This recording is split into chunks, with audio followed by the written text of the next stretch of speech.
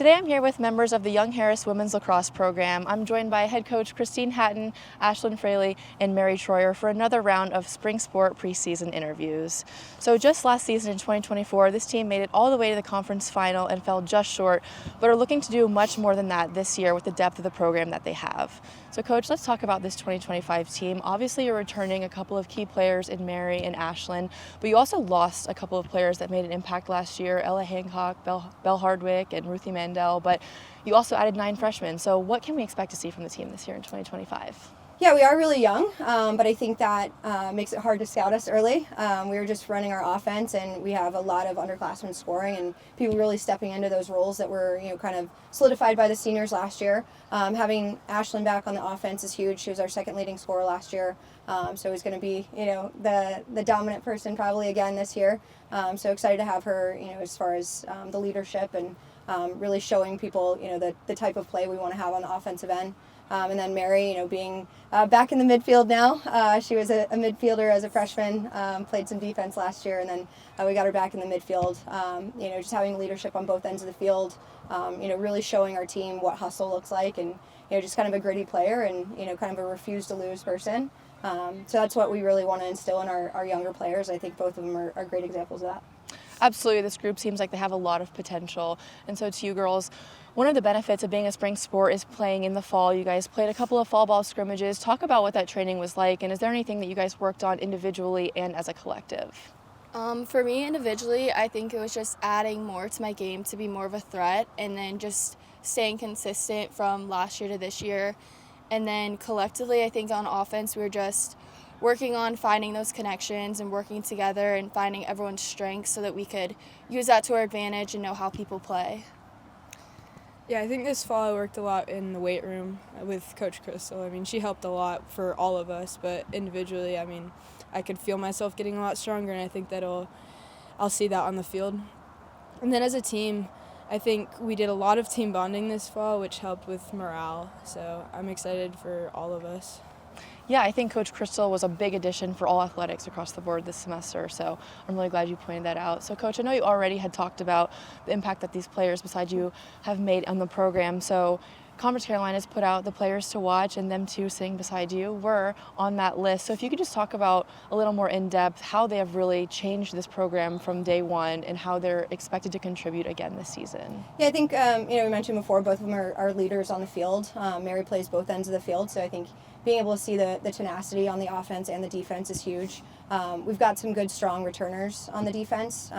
Our offense is Ashlyn and some people that, maybe didn't play as much last year, or some freshmen. So, the mentorship, I think, is a big thing for both of them. Really setting an example at practice. Ashlyn was hurt for a while and jumped back into practice this week, and it was night and day difference as far as the speed. So I think, showing by example is a big thing for our upperclassmen, and really getting our underclassmen to buy into that.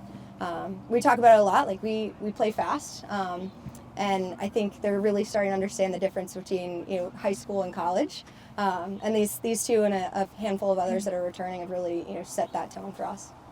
That's great to hear. And so in addition to the players to watch, Conference Carolina has ranked your program as 3rd, which is a really big deal. That's so important. And so what would you say are the biggest strengths of this team heading into the season?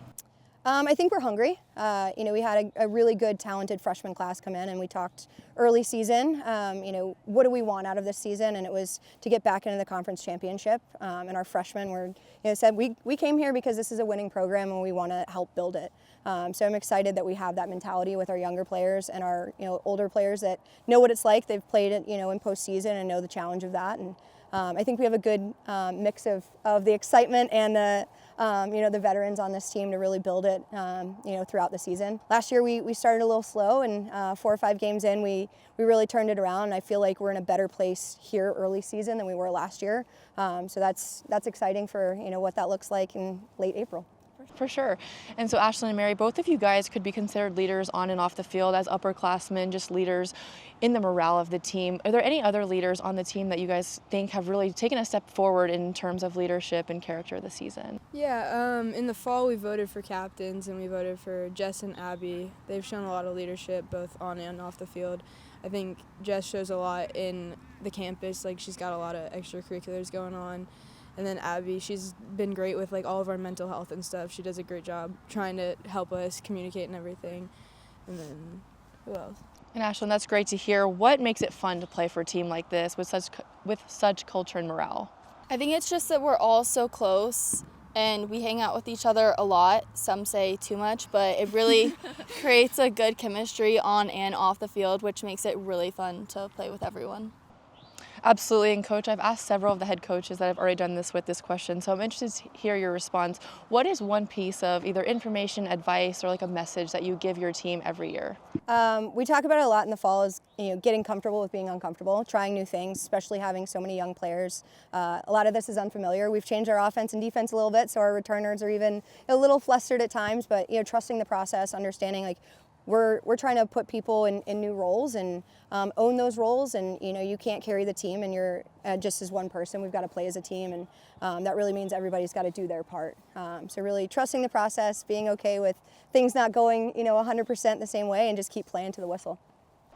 And one last thing before we wrap up, I'm so glad Coach Hatton mentioned it, is the word hungry. Again, you guys fell short in the conference title. It was just a great run. And I'm sure after that, you guys just come back hungrier this season. So what is the team atmosphere and kind of team chemistry right now, just a couple of days before the season opener? I think we're just ready. We're ready to go out, play someone other than ourselves, and just prove that we are hungry, we're going after it, we want to win.